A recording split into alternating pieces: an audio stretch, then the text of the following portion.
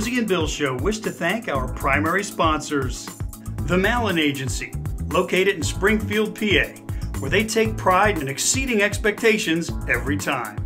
Anthony DeCecco and our friends at Tennis Addiction are ready to serve all your tennis needs at their beautiful facility in Exton, PA. Hi, everyone. Welcome to the Rosie and Bill Show. And if you haven't already, please follow us on Facebook and subscribe to our YouTube channel. Our guest this week is a world traveler, or more specifically, a booze traveler. From drinking deer blood to eating ant butts to helping disabled veterans reclaim their independence right here at home. This man is truly fearless and has a heart of gold. Please welcome to the Rosie and Bill Show, host and actor, Jack Maxwell. Hi, Jack. Welcome to the show. Hi, Rosie and Bill, but thank you for that. That might be the best introduction I've ever gotten. What was with a heart of gold? I swear I don't. You can look it up. I don't think anyone's ever said I have a heart of gold. That's nice. Thank you. Well, we're going to get to that when we talk about American Homecoming. We're not going to start with that, but truly, we're so impressed with you. And we thank you so much for coming on the show. And I first have to compliment you one more time before we get started, that I think you may have one of the coolest names of any guest we've had on the show. It just lends itself to like intrigue. Jack Maxwell. You know, there's no way of telling, but I'm sure that's helped me in the business because everyone thinks it's a fake name, Rosie. They say, oh, sure, Jack Maxwell. That's your stage name, being that I'm an actor and a television host. But what's your real name? I said, Jack Maxwell. They said, no, I know that's your stage name. What were you born with? I said, I was born Jack Maxwell. No, there's no way. But I was. Under the weirdest circumstances. They were going to name me Clarence after my father and grandfather. I would have been Clarence the Third. And my mother said, you do that, we're getting a divorce. And my father hated being called Clarence. So he took the nickname Jack. So they said, why don't we just call him Jack? So there you have it. That's a great story, Jack. Thanks for sharing that. And thank you for not calling me Clarence after I told you that. Yeah, Clarence is actually one of my favorite characters from It's a Wonderful Life. So yes, that would be okay too. Yeah. Yes, Clarence would. That's right. That's exactly right. Or Clarence the Cross-Eyed Lion from when we were kids, but I'm a lot older than you, so. I don't remember that one.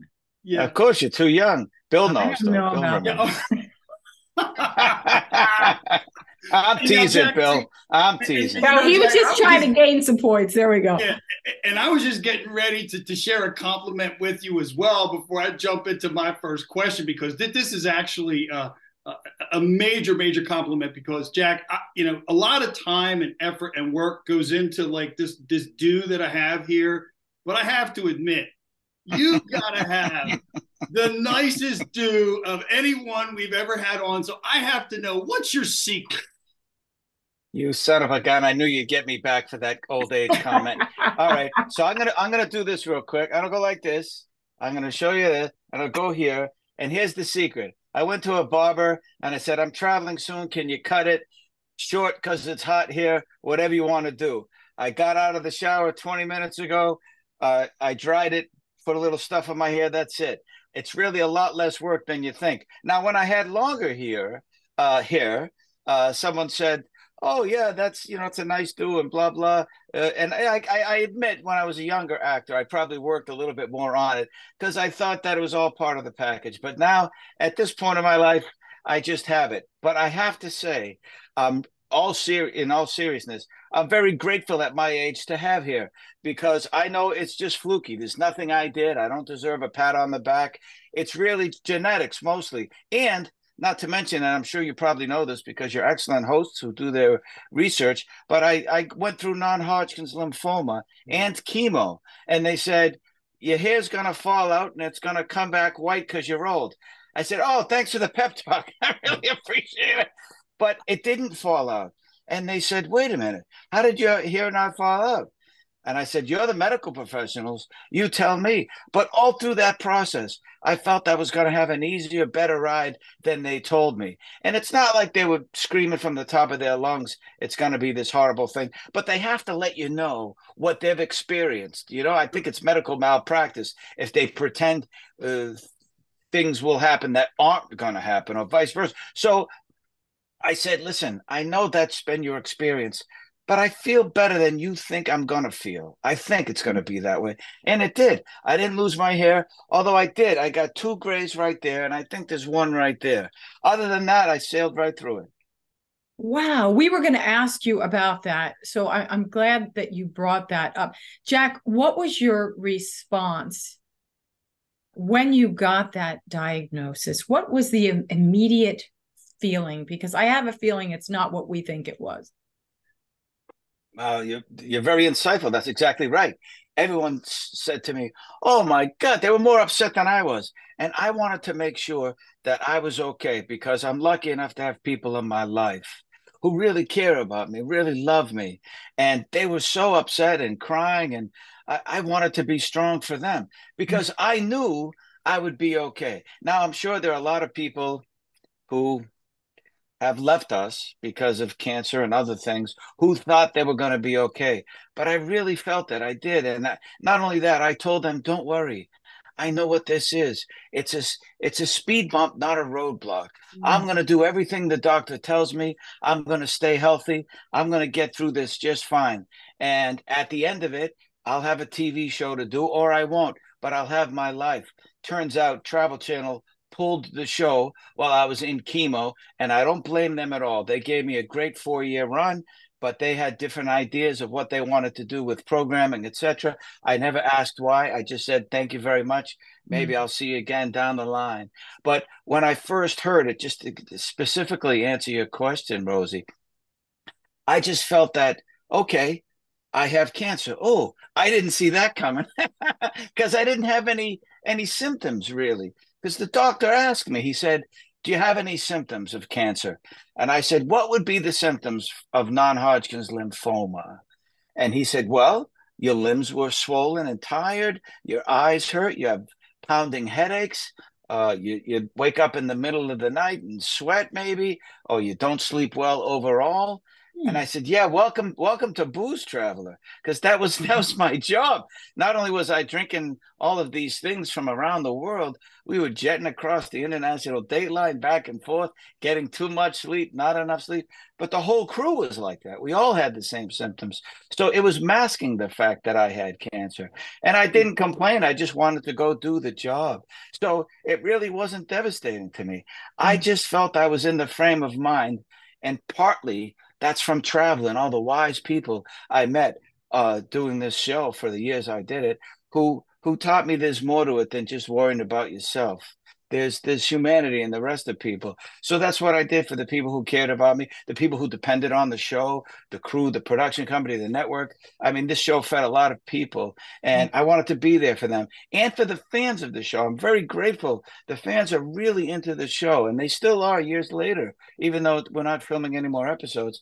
But they come up to me with such joy in their hearts about what it's like to travel and their favorite episodes and who I met, and several of them, which this is, I never would have guessed.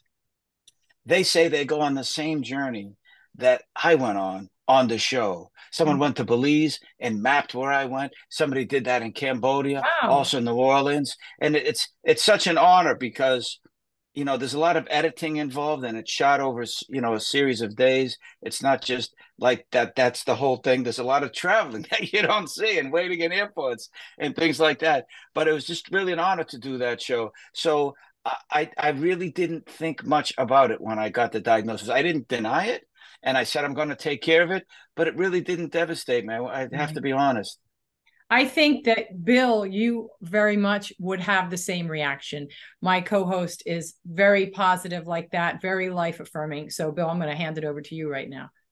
No, thanks, partner. And Jack, I'll tell you, because we've got a few other questions we wanted to ask you about Booze Traveler. But before we do, I've seen you talk about this situation that we're talking about right now. And there's something that I've heard you say in the past that I wanted to touch on because it really struck me. And it was that You said that after this experience, you gained a new appreciation for life and for every moment, but you added that you kind of had already had that because of the way you grew up. Can you talk to us a little bit about that? Yeah, absolutely. And it's true. I think that when you go through something that changes your life, either you're really affected by it and it gives you a sea change in how you look at things, or you just go past it because you're in denial and you just figure, all right, that's a fluke. I'm going to keep going. And it affected me to a great degree in that I realized anything could happen at any time. And the fact that I got past it made me so grateful for my health, and because I might not have made it through. Most people do from non-Hodgkin's lymphoma. It's when it comes back that it really gets you. And I know someone who is not so lucky as I am with non-Hodgkin's, as I'm sure many of you do. But going through that, it sounds cliche, which is why I have to be honest and say I already had that attitude. But it sounds cliche that I had a new appreciation for life. But I was given that by the greatest people on earth, my mother and my grandmother. And I had a great grandmother, and all three of them looked out after me. So I didn't have a father. There was no male role models in my life. So they made sure that I grew up to be a good, strong, healthy, self-aware person who was kind and polite to others. And we grew up in the projects of South Boston. If you ever saw Goodwill Hunting, you would know what that means. And it was very rough conditions. The projects were called D Street projects. And it was a really tough time in the 60s and 70s.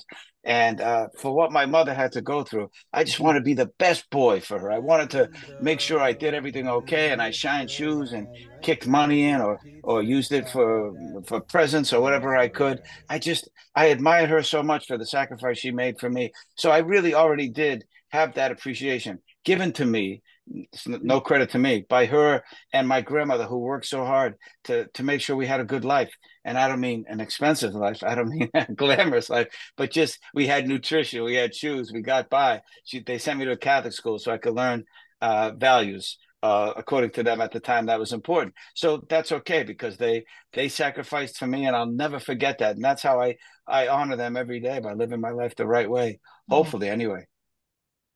Jack, I have to tell you, I really didn't know what the story was behind that, but I so appreciate you sharing that. And, we were so excited to have you on, and we knew just what a great guy you are, but you just took it to a whole nother level with that. So thank you for that. We really appreciate you sharing that. We know everyone who watches this will.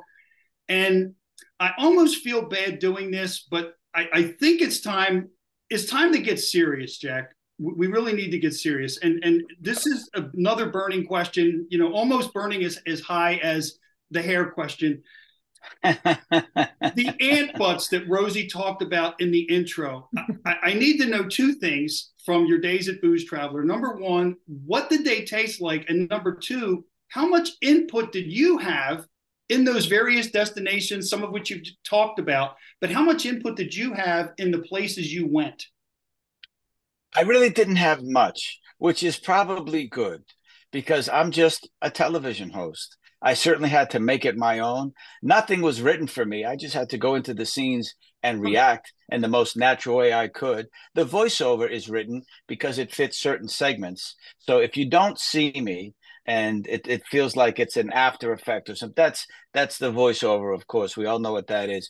But anything in scene, even if I'm off camera and you hear my voice, that's just was pure reaction on my part. So the ant butts, I was as surprised as you when they said it was in Colombia, and they're from Santander. It's 2 days a year that they come out, apparently, these ants, and they just take the butts off them and they just pop right off. It doesn't hurt or kill the ant that I know of. And they're like little pine nuts or something. So they put them on drinks, and this was an ant butt mojito. But you know what I think of when I think of it? Just crunchy. There's nothing wrong with that, of course. It's just the fact that you have to get over the fact that you're eating the butt of an ant. But you know what it reminds me of more than anything?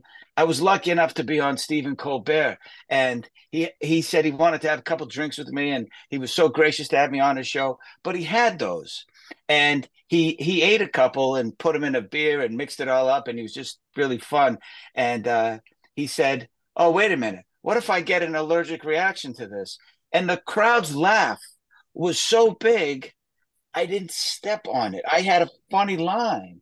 And I didn't say it because it's his show and I wanted to be a good guest. So I just let him go on with it because it's an enormous audience and they were laughing. And I don't really tell this story too often.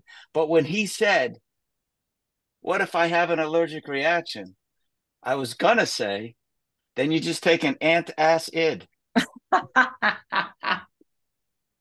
or something, right? Oh, I don't know. It's the first thing I thought of. But because his reaction from the crowd was so good, I wanted him to have the moment. So I think of that every time anyone brings up Ant Butt Mojito.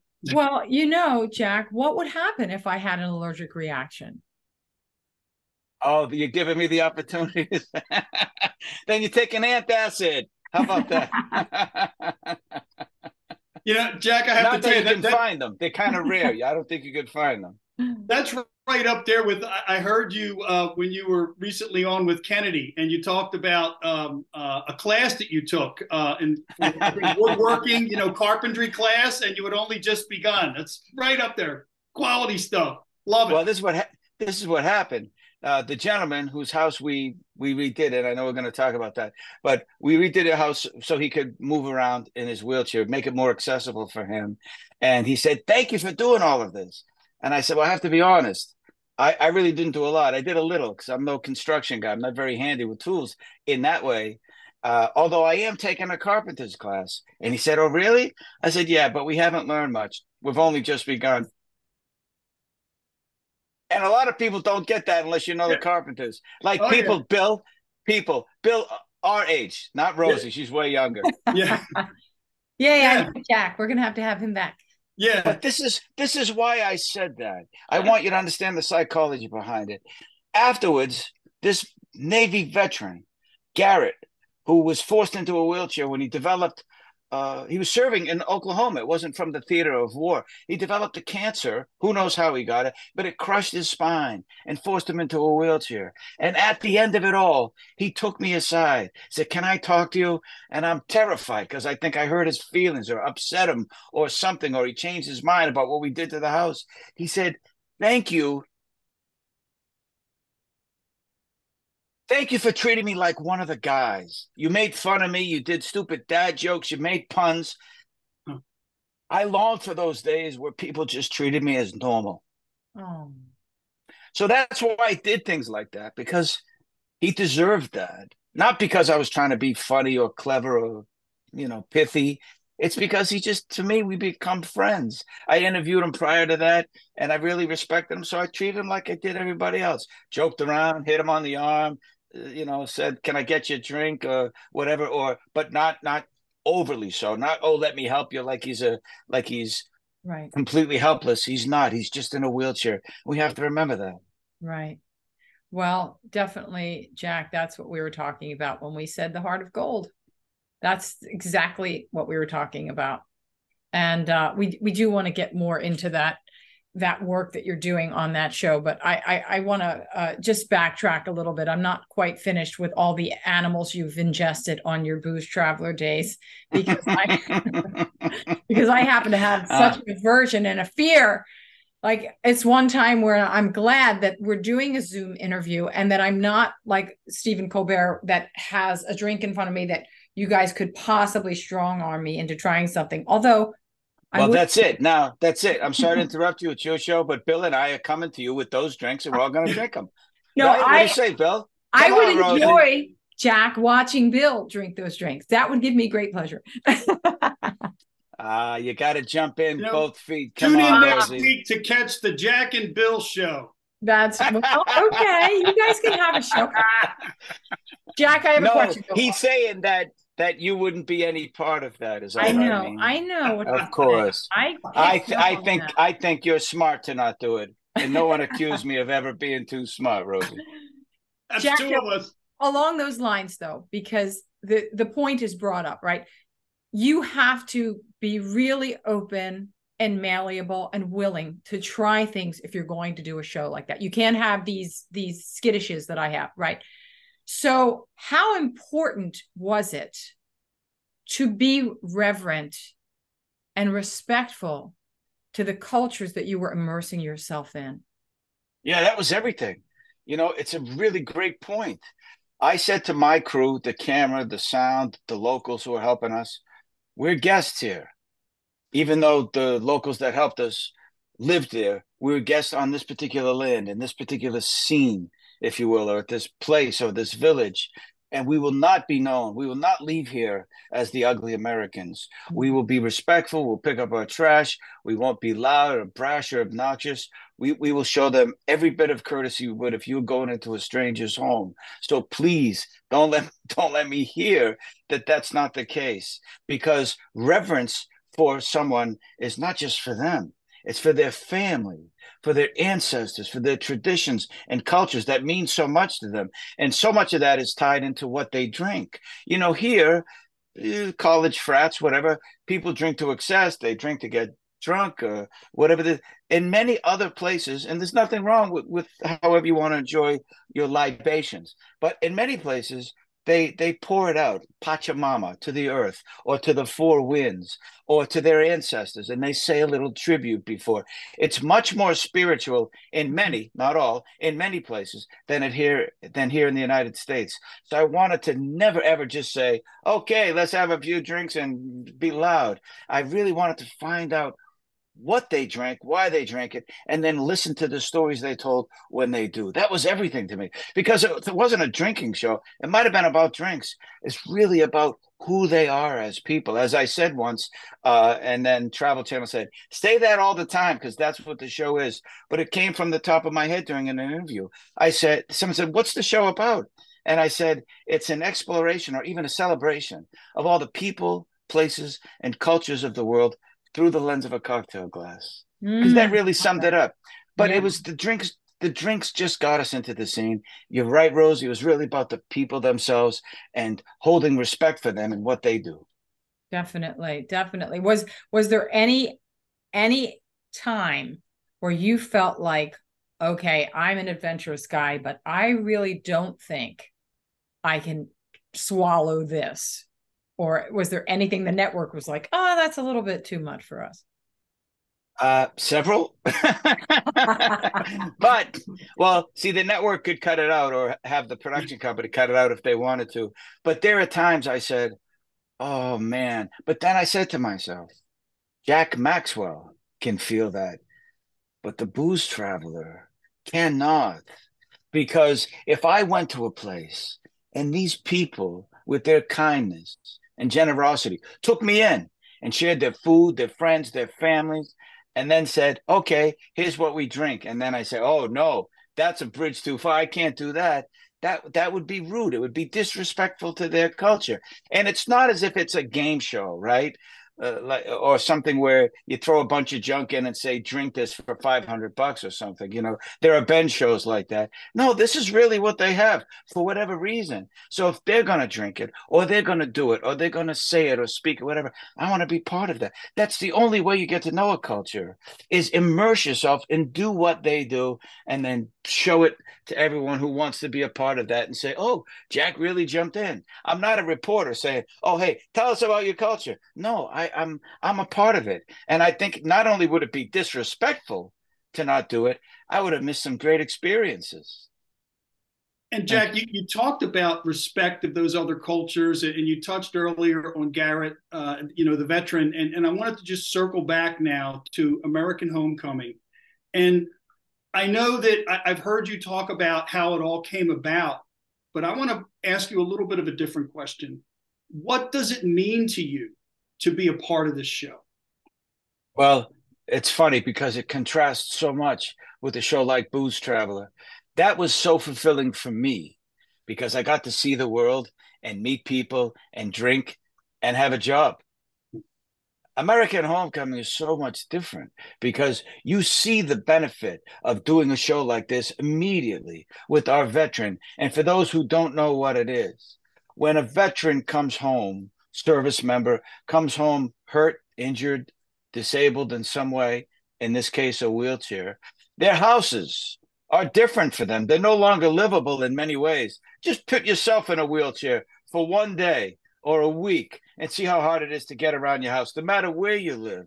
So we want to make it accessible, not only for form and function, but aesthetic as well. We want to make it nicer, a nicer place to live. We want to freshen it up with plants and flowers and wallpaper, but more so, we want them to be able to feel comfortable there. So we pull out the steps and put in ramps. We widen the doorways and frames and give them remote controls so they have independence, which is huge when you get, when you're disabled, or whether you're missing a limb or in a wheelchair or you have PTSD, whatever it is. We want to help you. Look, you were defending our freedoms. You were fighting for us, and you came back not whole in whatever way, and certainly not the way you left. Why can't we give back? And I know there are programs who do, but I think we leave a lot of them behind, and we just can't do that. So the place they spend most of their time is their house. So we thought, why not that? Why not fix the house up and also make it livable again? We tear out the tubs and put in roll-in showers, whatever they need. We will say to them, what is it that you'd like? And then they sign off, and we send them away for a week, and they come back, and boom, there it is. And by the way, we're not heroes for doing that. They're the heroes. We're just trying to give them a little bit of the freedom back, freedom that they gave up defending ours.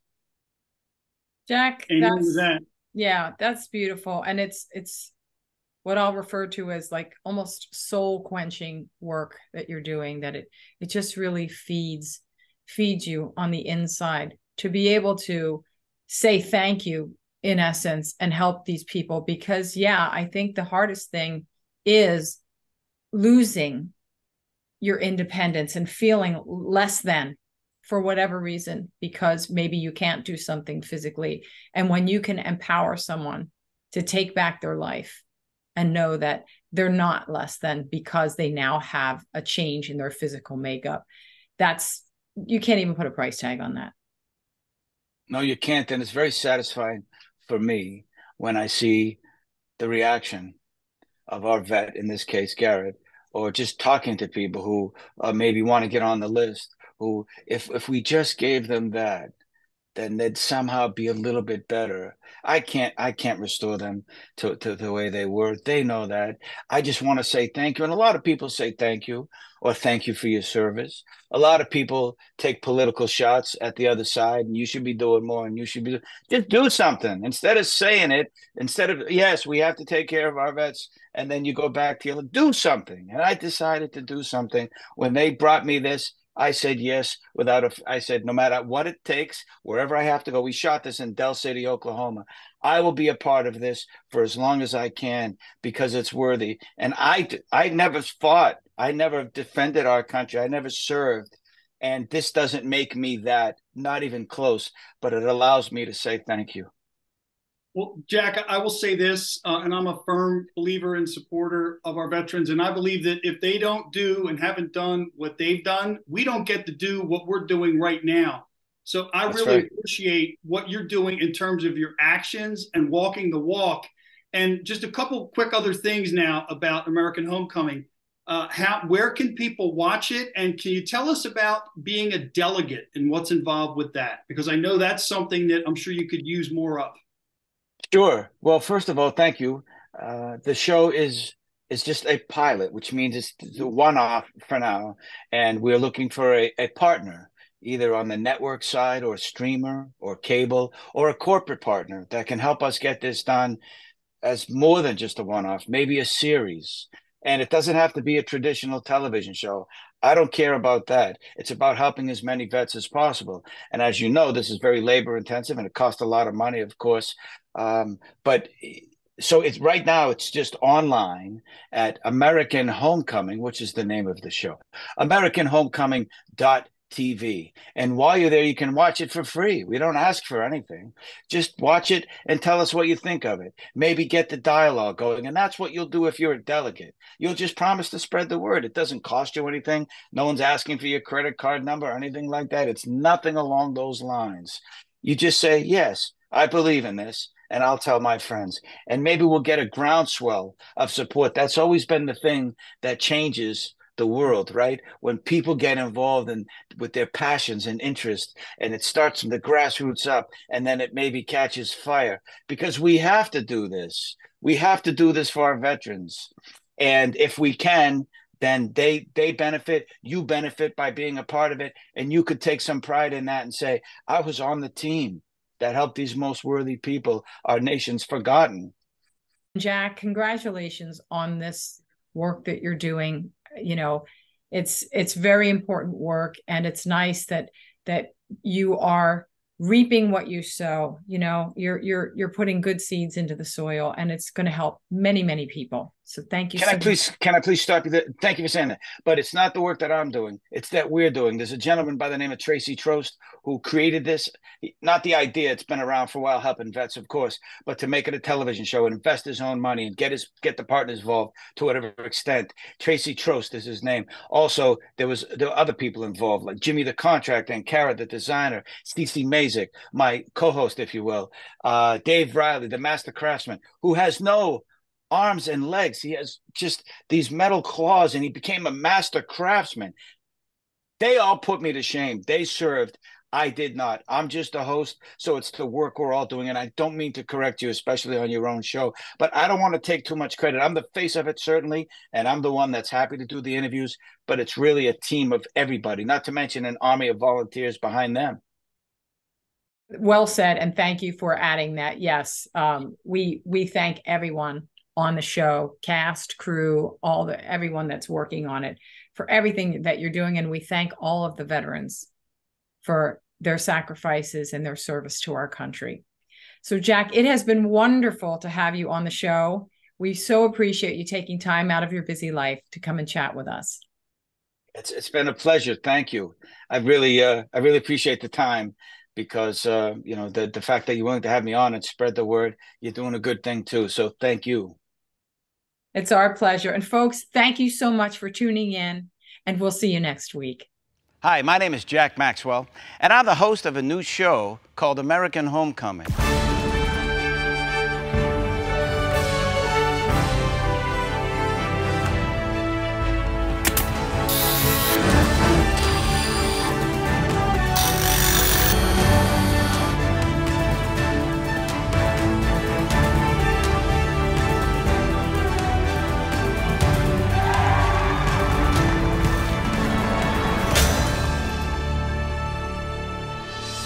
You see, when our veterans come home from the battlefield, they often face new challenges.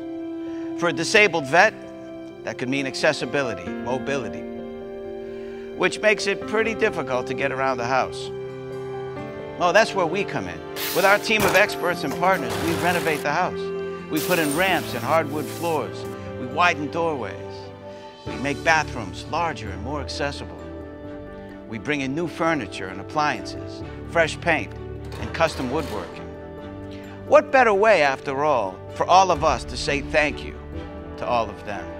And each one has a unique and fascinating story they're willing to share with us and the audience as we get to know them as people, real human beings, not just soldiers.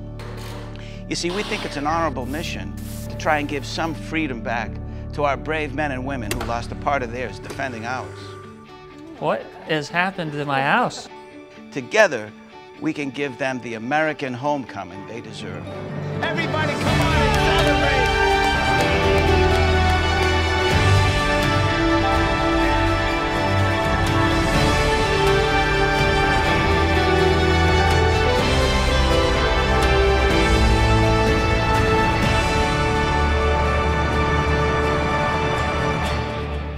I hope you join us.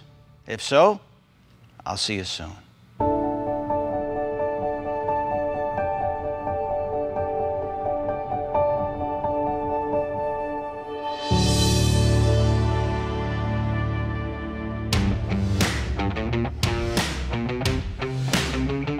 This week's episode has been brought to you by Doherty & Company Insurance Services for all your business and personal insurance needs.